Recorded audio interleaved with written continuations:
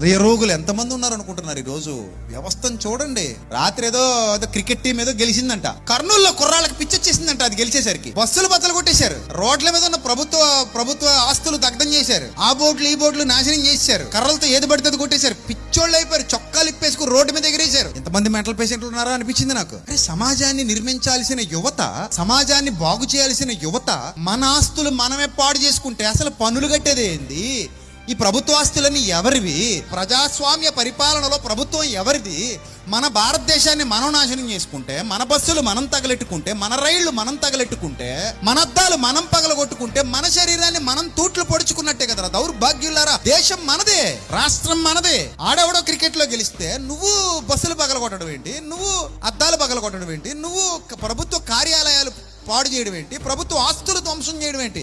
బుద్ధుండక్కర్లా? ఇదా జంజీ వ్యవస్థ?